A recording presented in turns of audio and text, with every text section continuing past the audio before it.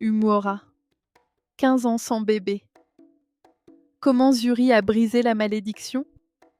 Il y a de nombreuses années, dans le village lointain d'Umuora, une malédiction terrible changea à jamais la vie des habitants. Aucune femme du village ne pouvait avoir d'enfant. Depuis 15 ans, aucun cri de bébé n'avait résonné dans le village, et d'innombrables couples imploraient sans cesse les dieux pour obtenir un enfant. Les derniers enfants nés, il y a 15 ans, approchaient maintenant de l'âge adulte, et la peur s'installait dans le village.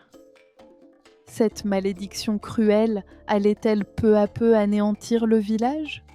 Le peuple d'Umuora était connu pour sa fierté, son égoïsme et sa dureté. Les villages voisins les évitaient, méfiant de leur comportement cruel. Mais parmi eux, il y avait une femme différente.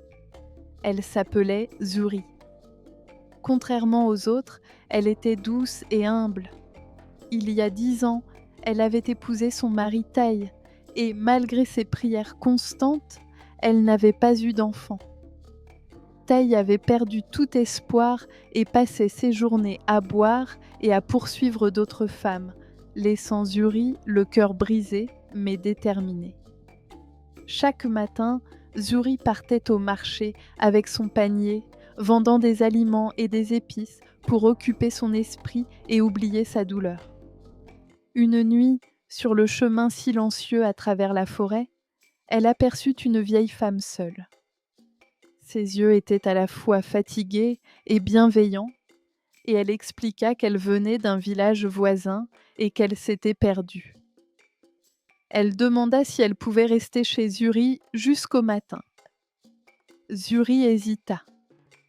Tai n'aurait jamais accepté qu'une étrangère, surtout venant d'un autre village, entre chez eux.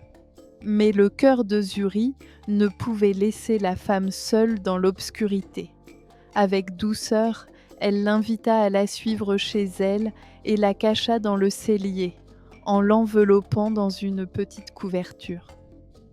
Quelques heures plus tard, Tai rentra ivre et alla directement se coucher. Zuri respira profondément. Cette nuit, la femme serait en sécurité. Le lendemain matin, la vieille femme était partie, mais un petit mot avait été laissé sur la table de chevet. « Merci pour ta gentillesse. Ta récompense se révélera bientôt. » Zuri sourit légèrement. Elle ne cherchait pas de récompense. Elle espérait seulement que la femme serait rentrée saine et sauve chez elle. Quelques jours plus tard, Zuri tomba malade. En visitant le guérisseur du village, elle reçut une nouvelle qui la stupéfia. Elle était enceinte.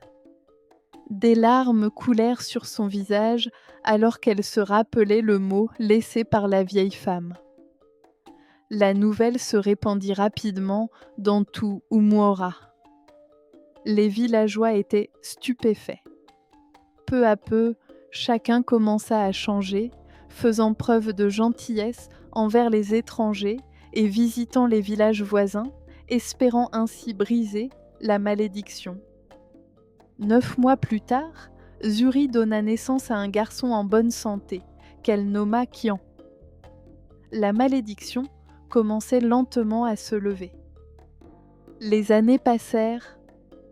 Lorsque le chef du village mourut, les habitants choisirent Kian comme prochain leader, le seul capable d'avoir des enfants.